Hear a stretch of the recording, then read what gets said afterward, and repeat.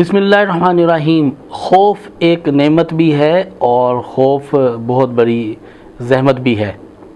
خوف ہی ہے جو انسان کے دل کے اندر جو ہے وہ ڈر پیدا کر دیتا ہے اور بچاؤ کی تدابیر پیدا کرواتا ہے، اور خوف ہی ہے جو انسان کے روزمرہ کے معاملات کے اندر اس کو دنیا سے بہت زیادہ پیچھے دھکیل دیتا ہے، اور خوف ہی ایک ایسی چیز ہے جو عرج بھی پیدا کرتا ہے۔ تو ہمارے اندر مثبت اور منفی دونوں طرح کے خوف ہوتے ہیں۔ ہمیں اپنے اندر منفی خوف کو نکالنا ہے اور مثبت خوف کو پیدا کرنا ہے۔ منفی خوف کیا ہے کہ ہم دنیا سے ڈرتے ہیں، ہمارے پاس لوگوں کا ڈر ہوتا ہے، ہمارے پاس روزگار کا ڈر ہوتا ہے، ہمارے پاس کام نہ ہونے کا ڈر ہوتا ہے، ہمارے پاس بیمار ہو کے مر جانے کا ڈر ہوتا ہے۔ اور مثبت خوف کیا ہے کہ ہمیں اللہ رب العزت کا خوف ہو، اللہ کی ناراضگی کا ڈر ہو، جس کی وجہ سے ہمارے سارے کام بننے لگتے ہیں۔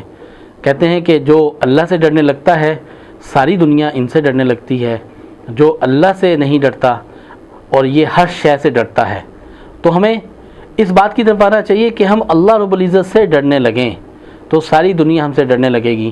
مراد کہ ساری دنیا اللہ رب العزت تابع کر دیں گے، ساری دنیا ہماری مان کر چلنے لگے گی، ہمارے تابع ہو کر چلنے لگے گی۔ ایسا خوف جسے بیجا خوف کہا جاتا ہے، جیسے گیدرنگ میں جانے کا خوف، پریزنٹیشن دیتے وقت میں بچوں کو یا اسٹوڈنٹس کو پریزنٹیشن دیتے وقت میں خوف کریٹ ہو جاتا ہے، کانفیڈنس لوز کر جاتے ہیں، وہ پریزنٹیشن نہیں دے سکتے، کسی جگہ پہ اپنی بات نہیں بیان کر سکتے، کسی مجمع میں جھگڑے میں کسی جگہ پہ اپنے مدعا کو بیان نہیں کر سکتے، اور خوف کی وجہ سے اپنی سوشل لائف کو بالکل ختم کر لیتے ہیں، کمرے کے اندر بند ہو کے رہ جاتے ہیں۔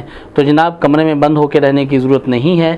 آپ اپنے اندر سے خوف کو ختم کرنا چاہتے ہیں تو ہر نماز کے بعد 313 مرتبہ یا توابو یا وہابو، یا توابو یا وہابو یہ پڑھیں، اور سورہ واقعہ عشاء کی نماز کے بعد ترجمہ کے ساتھ جو پڑھیں۔ انشاءاللہ العزیز آپ کے اندر سے خوف نکل جائے گا۔ اس مشق کو 41 ڈیز تک کیجیے، 41 ڈیز کے بعد پھر دوبارہ اپنی کنڈیشن بتائیے۔